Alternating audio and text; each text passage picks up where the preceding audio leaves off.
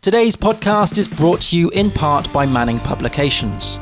If you use the discount code YTFisher at checkout, you'll get 40% off my Docker in Motion course. It is 5.5 hours long and it teaches the fundamentals of Docker. Go to howtocodewell.net/Docker in Motion to get my course or other video courses and books from Manning Publications. Link in the description below. Hello coders, today I would like to talk about comfort zones. I'm not joined by a guest today, and that's done on purpose because I've recently come out of various different comfort zones, and it's a suggestion on the Discord server to talk about comfort zones in one of my podcasts. So I thought I would take the opportunity to talk about that. What is a comfort zone? Let's talk about that first of all. Well, this is an area that you inhabit that is comfortable. Right, it's the zone that you're in, and to be honest, everybody is in some form of comfort zone. They are comfortable in the environment that they have created, and this gets created often or not by accident, to be honest, because you become more used to the tools that you use, the people that you speak to, the way you work, and that becomes comfortable because you become more efficient. You like to do that. Change of that becomes uncomfortable or can be uncomfortable, and there is a transition period between one comfort zone and the next. We'll talk about if you should move out of a comfort zone in a few minutes, but let's just talk about some of the comfort zones that I've been in my 20 years as a web developer.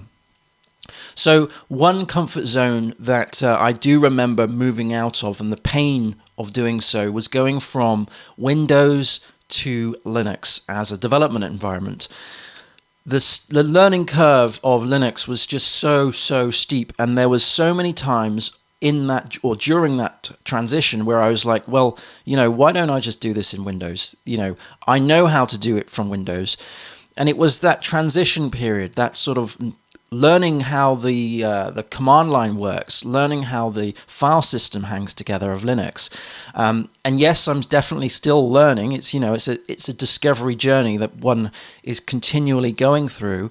But I could have, if I wanted to, I could have just drew a line under it and gone, no, this is too much. I am more comfortable and more efficient as a developer to work in Windows.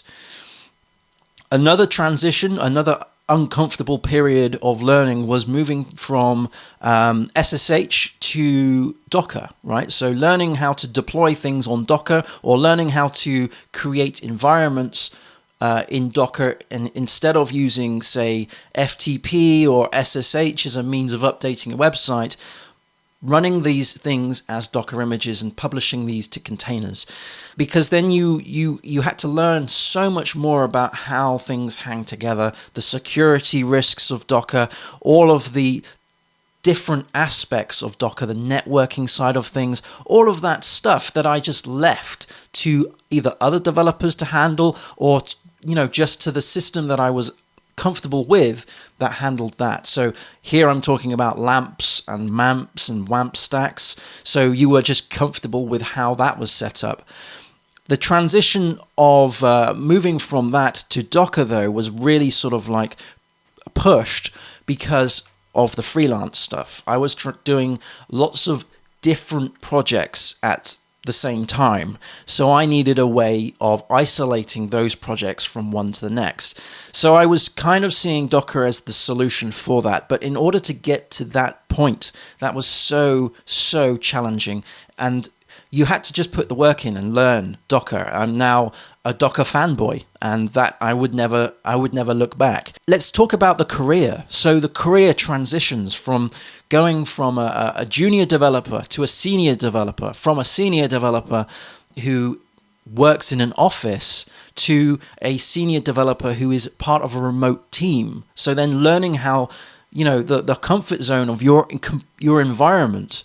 So no longer was I sitting next to other developers and having the ability to speak to people in the corridor or sat next to me or at the water cooler. I had to cope with working on my own.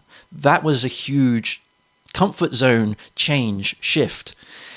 now I have the problem of trying to get out on and actually see people. That is a negative, I guess, of being a remote developer, because you can get so blankered as to your own comfort zone. You know, if you're not careful, then a couple of days go by and you haven't seen anybody. So I'm now trying to move out of that comfort zone that I've set up over the last few years of being a remote developer to be more engaging with other developers in a human-to-human sort of basis. And this moves on to the speaking. So I would like to improve my speaking career. I would like to speak eventually at conferences. And I've decided upon a challenge for myself to go to a user group, speak at a user group once every month. And I set this challenge for myself about 3 or 4 months ago. So far, I've spoken at PHP Oxford, PHP South Wales, and most recently at WordPress in Cheltenham, the user groups there. And they've been fantastic. However, it has been terrifying. It's been absolutely terrifying. And the anxiety beforehand is quite high. The adrenaline rush and then the euphoria once you've done the talk is brilliant, and the amount of people that you get to talk to and you're exposed to is fantastic. So it's well worth it. But coming out of just a remote position where you are just working for yourself for clients who perhaps you're not even going to see for like another month or so. So you don't even have that interaction with the client from a face-to-face point of view, to standing in front of many people and talking about something that you're passionate about. It's quite challenging. It is quite challenging, but that's me trying to get out of a comfort zone. Now, everything I've mentioned here might seem like comfort zones is a bad thing, right? So you might be thinking, oh, well, comfort zones, being in a comfort zone for too long is a bad thing. I would disagree. I think there are some times where comfort zones are a good thing. So, for example, if you're progressing in your career and you don't want to change your career, there's no external influence that requires you to move to another career, to another job, and you're happy there. If you are truly and utterly happy where you are right now, then why change to something else? So I know people who've been in the same company for several, many years, doing the same sort of a similar role, right? So they've progressed in their career. So they've become very senior in what they do. They are very aware of how the company fits together. They're aware of both the business needs, their requirements. They're also aware of the code, right? Because, they've written pretty much most of it, right? Or they've been around the projects that have evolved the company over time. So they know the decisions. They are pretty much part of the furniture, right? Because they've established themselves there. Why would they want to move to another company where they have to then relearn all the bits and pieces again? That is a comfortable place for them to be, and they are actually a valuable asset to that company. So as long as those two parties acknowledge that, then that's perfectly fine in my opinion. And yes, it could be the fact that they are limiting their growth in terms of the languages that they learn, the frameworks that they learn, because they're not exposed to those things. But the decision that they've made is that they don't want to be exposed to those things because they're comfortable where they are, and they have no desire or inclination of learning those other additional bits and pieces. And I think that's perfectly acceptable, to be honest. It really depends on where you want to go. So if you're in your comfort zone and you are miserable, well, it's not comfortable, is it? If it's making you feel miserable, then you want to get out of your comfort zone and look at other things. However, I should say that not always is the case where the grass is greener on the other side. So you need to really think that and appreciate that there is going to be a level of pain from moving out of your comfort zone into another comfort zone. it could even take many years, right, from moving from one to next. Being as comfortable as you are now into something completely different is going to be challenging.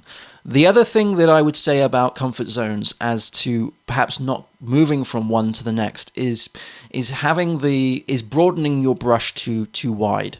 So in terms of learning different languages and different frameworks, it can be very beneficial just to focus on Laravel, or just to focus on or Symfony or Flask if you're a Python dev, or Django, and really sort of hone down your skills in a, I don't want to say a niche, but I just want to say like to really narrow down and identify where your specialisms are and be comfortable with those and learn those like the back of your hand. Rather than go, oh, I know a little bit of this, I know a little bit of that, and I'm a little bit of this. In the sense of being a full stack dev, I'm aware of a lot of things, I've played with a lot of things, but my specialisms are PHP and Python and JavaScript. But in terms of like knowing the React or Vue as much as I know PHP, yeah, that's not going to happen. I mean, I'll build Vue and React applications, but I'm not as comfortable with those technologies as I am with PHP. So you want to make sure that you have an anchor which is comfortable, and that anchor for me is PHP and Python. So that's the way I've sort of progressed in my sort of career. And one piece of advice that I really want to give to junior developers or people who are looking to come into this industry, and coming into the industry itself is going into another comfort zone or that transition period. The piece of advice that I want to say is do not get so overwhelmed with all of the technologies, all of the acronyms, all of the crazy things that one needs to learn. Like I said, try and create your anchor point. Try and work out what it is that you want to be a specialist in. Be aware of all the other technologies around those, but treat them like satellites. Yes, you might learn more about one thing than another thing, but you will never, ever learn everything in web development. You're not going to get to your deathbed knowing every single thing. That is just not going to happen. Everybody knows web development slightly differently because they have different experiences. Together, in a good team, it's an extremely powerful thing because everybody has a slightly different perspective, a slightly different level of knowledge, and together that's fascinating. So don't worry about, I've learnt enough Vue.js, so let's go ahead and learn React.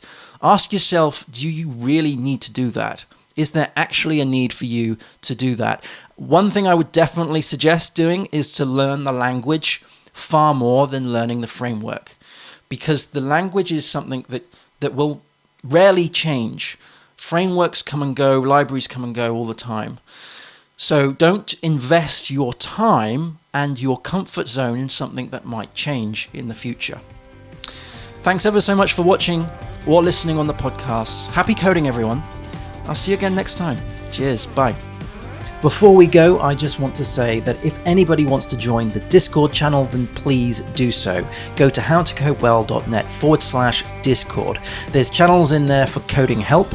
There's channels in there for coding challenges, new coders, lots of stuff for programming. There's a nice little community that's building up there. So if you've got any coding questions you want to ask, then do check out howtocodewell.net/Discord.